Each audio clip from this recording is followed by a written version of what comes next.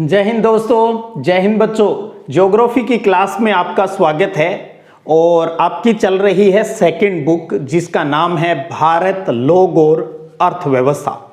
आज हम आपकी सेकंड बुक के तीसरे चैप्टर पर बात करने जा रहे हैं जिसका नाम है ह्यूमन डेवलपमेंट, मानव विकास। आपको पता है आपकी जो सेकंड बुक है वो इंडिया से रिलेटेड है। अब आपको याद आ रहा होगा आपकी भूगोल की जो पहली बुक थी उसका चौथा जो चैप्टर, फोर्थ जो चैप्टर है वो भी मानव विकास का था। वो वैश्विक संदर्भ में है और जो मूल जो कंसेप्ट होते हैं वो सारी बातें फर्स्ट बुक के अंदर है। उन्हीं बातों के आधार पर इंडिया में क्या स्थितियां हैं उसके लिए आपकी सेकंड बुक है। तो आप अगर तीसरे चैप्टर में किसी प्रकार की कोई टेक्निकल आपको दिक्कत आए तो एक बार आप फर्स्ट बुक का फोर्थ चैप्टर है वो जरूर देख लीजिएगा। उसके वीडियो सेशन भी आप देख सकते हो। तो आज हम आपकी सेकंड बुक तीसरे मानव विकास, इस चैप्टर के अंतर्गत मानव विकास क्या है ये एक सामान्य परिभाषा आपको समझनी है।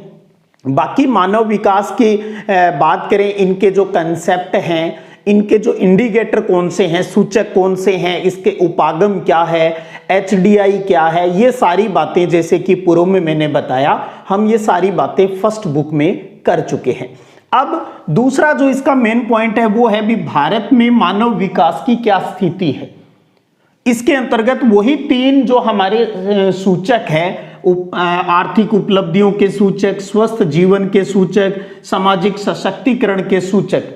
शब्दावली जरूर आपको थोड़ी चेंज मिलेगी लेकिन बात वही है जो पहले फर्स्ट बुक में हम जो इंडिकेटर भी न्यूनतम जो उसकी इनकम है वो क्या है, कितने स्वस्थ वो रहता है, हॉस्पिटल की सुविधाएं कितनी है, वो सारी बातें इसके अंतर्गत आती है। आपको ये भी पता है वैश्विक संदर्भ में यूएनडीपी है वो हर वर्ष एचडीआई के डाटा है वो जारी करती है, रिपोर्ट जारी करती है। भारत में यही काम है वो योजना आयोग द्वारा किया जाता रहा है। अब आपको पता है योजना आयोग के स्थान पर नीति आयोग हो गया है जो कि हर राज्य की जो रिपोर्ट है वो प्रकाशित करता है और उसमें आपको पता है केरल अपना ऊपर रहता है। फिर ये क्वेश्चन बनने स्टार्ट हो जाएंगे भी केरल का मानव विकास सूचकांक उच्च है, इसका क्या कारण है, और मानव विकास के जो एचडीआई है अपना भारत के अंदर वो कितना है, यूएनडीपी की रिपोर्ट के अनुसार कितना है और कौन सा स्थान है, ये चीज आपको ध्यान में रखनी है। फिर राज्यों में जैसे कहा केरल ज्यादा है तो क्यों है, फिर सबसे कम आपको जिन राज्यों की एचडीआई रिपोर्ट आती है उनमें से किसका है, उसका क्या रीजन है, इस प्रकार के क्वेश्चन हैं वो इसके अंतर्गत आपको मिलेंगे।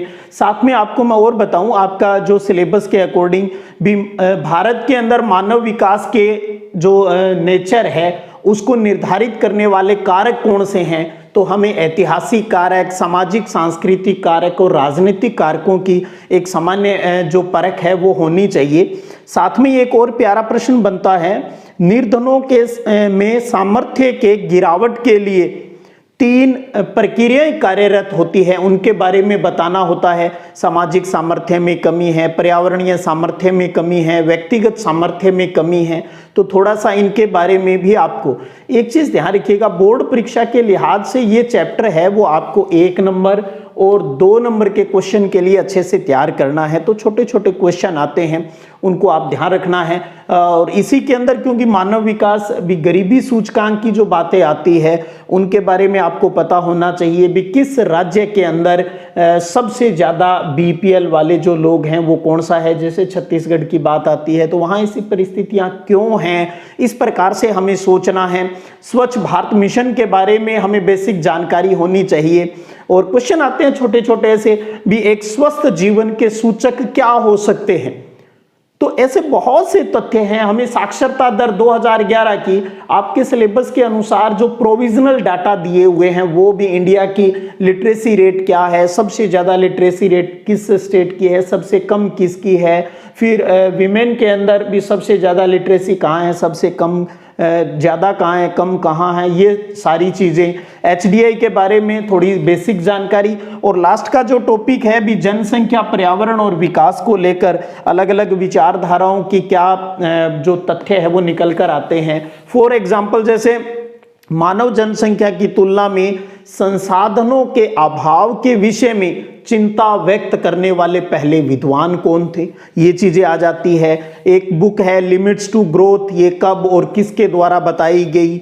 इसी प्रकार स्माइल ब्यूटीफुल पुस्तक है, ये कब प्रकाशित हुई। बर्टलैंड कमीशन की रिपोर्ट, जिसके बारे में हम आपका अंतिम जो 12वां चैप्टर है वहां पर भी इसके बारे में जिक्र है वो करेंगे। तो इस प्रकार के छोटे छोटे क्वेश्चन फर्स्ट बुक का मानव विकास समझ में आया हुआ है, तो यहाँ आपको कहीं किसी प्रकार की कोई प्रॉब्लम है वो नहीं आएगी। और इस चैप्टर के जो वीडियो लिंक है, 2 और 3 वीडियो जो हैं उनके लिंक नीचे डिस्क्रिप्शन के अंदर भी दिए गए हैं, और आपको टेलीग्राम पर भी वो वीडियो लिंक शेयर कर दूंगा। प्ले लिस्ट जो अपनी है 2022-23 को लेकर, कक्षा 12 ज्योग्राफी 12th क्लास को लेकर है 22-23 की, उसके अंदर भी ये सभी वीडियो लिंक है वो आपको मिल जाएंगे। तो आज ये थोड़ा सा ये था भी मैं आपको इस चैप्टर के अंदर क्या पढ़ना है, और प्लस क्योंकि वीडियो ऑलरेडी बने हुए हैं अच्छे से, तो उन वीडियो को आपको देखकर अगले मतलब आपको 6 तारीख को एक टेस्ट हो रहा है, उसके जस्ट बाद के जो 2 दिन हैं उसके अंदर आपको इस चैप्टर को अच्छे से तैयार है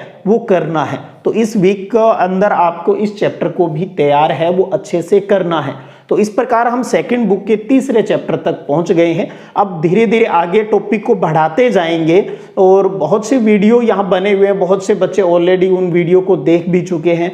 जिन 2-3 चैप्टर के बचे हुए हैं, तो अभी 1-2 दिन में मैं उन बचे हुए चैप्टर के वीडियो हैं वो भी अब यहाँ पर डाल दूंगा, और उसके बाद हम बहुत जल्द प्रैक्टिकल के वीडियो सेशन हैं वो भी स्टार्ट कर देंगे। तो आपके कमेंट का तो हमेशा इंतज़ार रहता है, उसके लिए मैं ज़रूर सॉरी बोलूँगा भी, मैं जवाब है वो कम दे पाता हूँ क्योंकि थोड़ी सी कमी रहती है। इतने तो आप बच्चे सब समझते हो। हाँ, कमेंट मैं पढ़ता ज़रूर हूँ, और जहाँ बहुत विशेष की बात होती है तो रिप्लाई भी देने की पूरी कोशिश है वो करता हूँ। इसी प्रकार आप अपना प्रेम है वो बनाए रखिएगा, चलिएगा। टेस्ट के साथ साथ इस चैप्टर को भी अच्छे से तैयार करना है, और वीडियो लिंक कहाँ है, नीचे डिस्क्रिप्शन में। टेलीग्राम चैनल भी अपना सिद्धिविनायक संग्रिया के नाम पर है, आप वहाँ उसको भी ज्वाइन करना चाहो तो कर सकते हो। बहुत अच्छा प्लेटफॉर्म है टेलीग्राम। कई लोगों को ये रहता है भी यार वो तो हम यूज़ नहीं करते, हम तो व्हाट्सअप, क्योंकि इंडिया में व्हाट्सअप ज़्यादा चलता है, लेकिन टेलीग्राम एक बहुत बड़ा प्लेटफॉर्म है। चलिएगा, फिर मिलेंगे, तब तक जय हिंद जय भारत।